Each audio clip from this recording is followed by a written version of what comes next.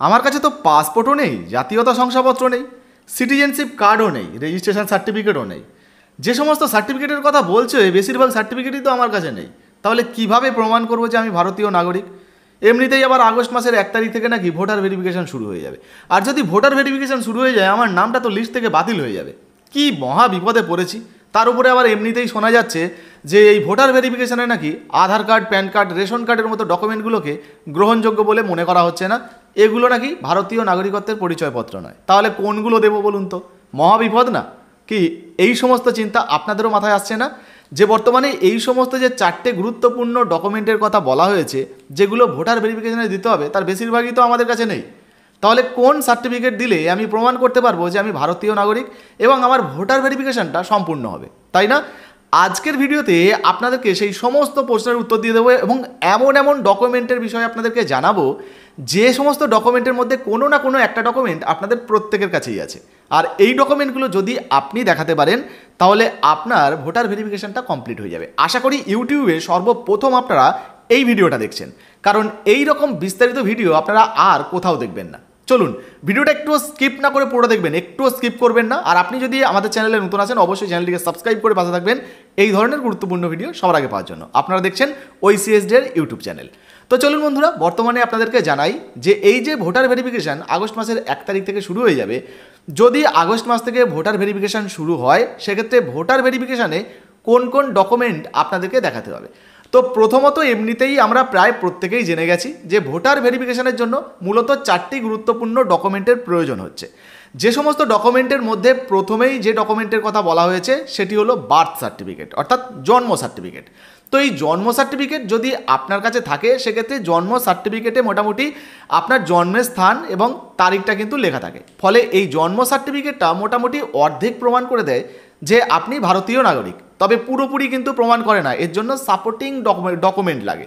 ধরুন আপনার 1987 সালের পরে বা 2003 সালের পরে জন্ম, সেক্ষেত্রে কিন্তু আপনার বাবা মায়ের যে সমস্ত জন্ম সার্টিফিকেট বা যে সমস্ত প্রমাণ সার্টিফিকেটগুলো সেগুলো আপনাকে দেখাতে হবে, তবেই কিন্তু আপনি প্রমাণ করতে পারবেন। আশা করি বুঝতে পেরেছেন। এরপরে যে ডকুমেন্টের কথা বলা হয়েছে 2 নম্বরে সেটা হচ্ছে পাসপোর্ট। তো দেখুন, পাসপোর্ট হচ্ছে এমন একটা ডকুমেন্ট যেখানে পরিষ্কারভাবে লেখা থাকে, উল্লেখ করা থাকে যে আপনি ভারতীয় নাগরিক। কিন্তু ভারতবর্ষের বেশিরভাগ মানুষ এমন রয়েছেন যারা দিন দরিদ্র খেটে খাওয়া মানুষ, গ্রামে গঞ্জে বসবাস করেন। বেশিরভাগ মানুষের কাছে কিন্তু পাসপোর্ট নেই। আপনার এলাকায় যদি খোঁজেন 2 থেকে 3 জনের কাছে পাসপোর্ট পাবেন। তাহলে 2 বা 3 যদি ভারতীয় নাগরিক হন, বাকি কি আপনারা নাগরিকত্ব প্রমাণ করতে পারবেন না? তাই পাসপোর্টের ডকুমেন্টের কথাটা ছেড়ে দিন, কারণ পাসপোর্ট আমাদের বেশিরভাগ মানুষের কাছেই নেই। যাদের কাছে আছে সেটা তো ভালো, যদি না থাকে কি করা যাবে? এর পরের একটা ডকুমেন্টের কথা বলা হচ্ছে যেটা হচ্ছে জাতীয়তা শংসাপত্র। এটা এর আগেও আপনাদেরকে এই ডকুমেন্টের বিষয়ে জানিয়েছিলাম, যেটা স্বরাষ্ট্র মন্ত্রকের তরফ থেকে দেওয়া হয় বা ভারত সরকারের তরফ থেকে, স্টেট গভর্নমেন্টের তরফ থেকে এগুলো দেওয়া হয়।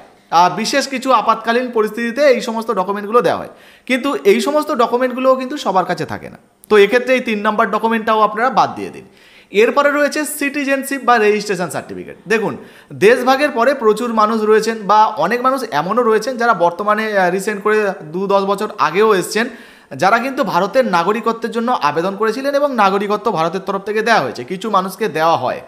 তো দেখুন, যেমন আপনাদেরকে প্রমাণ দিয়ে দিই, এই যে পাকিস্তান, আফগানিস্তান, বাংলাদেশ, মায়ানমার এই সমস্ত দেশ থেকে যে সমস্ত সংখ্যালঘু হিন্দু, শিখ, জৈন, খ্রিস্টান সংখ্যালঘুরা যারা আর কি অত্যাচারিত হয়ে চলে এসেছিল, ভারত সরকারের তরফ থেকে তাদেরকে ভারতীয় নাগরিকত্ব দেওয়া হচ্ছিল। আবার কিছু মানুষ বৈধ পাসপোর্ট ভিসা নিয়ে এসেছিলেন, তাদেরকে নাগরিকত্ব দেওয়া হয়েছিল। তো এটাও আমাদের সাধারণ মানুষের জন্য নয়।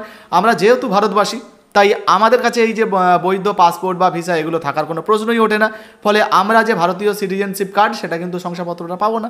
তো এই ডকুমেন্টের কথাটাও কিন্তু ছেড়ে দিন, কারণ এটাও আমাদের কাজে লাগবে না।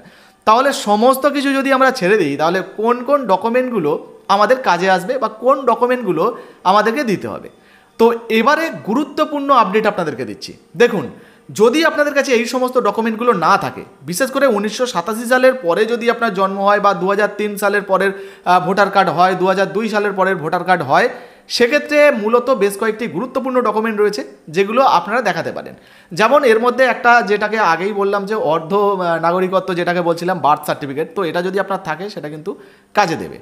এরপরে আরেকটা গুরুত্বপূর্ণ ডকুমেন্ট রয়েছে, সেটা হচ্ছে স্কুলের সার্টিফিকেট। হ্যাঁ বন্ধুরা, যদি আপনাদের কোনো স্বীকৃত বোর্ড থেকে, ধরুন আপনি মাধ্যমিক পাস করেছেন বা উচ্চ মাধ্যমিক পাস করেছেন, সেই ধরনের কোনো অ্যাডমিট কার্ড থাকে, সার্টিফিকেট থাকে, সেগুলো কিন্তু আপনি শো করতে পারবেন।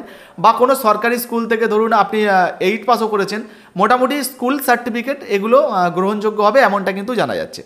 তো আরও একটা গুরুত্বপূর্ণ ডকুমেন্টের বিষয় আপনাদেরকে জানাচ্ছি, যারা পুরনো ভারতবাসী তাদের কাছে কিন্তু বংশ পরম্পরায় জমির একটা তথ্য থাকে।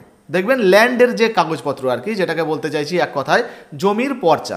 তো এই জমির পর্চাগুলো ধরুন আমার ঠাকুরদার নামে জমি আছে, তার ঠাকুরদার নামে ছিল এবং সেটা আমার বাবা পেয়েছে, পরবর্তীতে আমি পাবো। তো এই যে জমির পর্চা বা কাগজ, এগুলো কিন্তু খুবই গুরুত্বপূর্ণ। এই ডকুমেন্টটাও আপনি জমা করতে পারেন।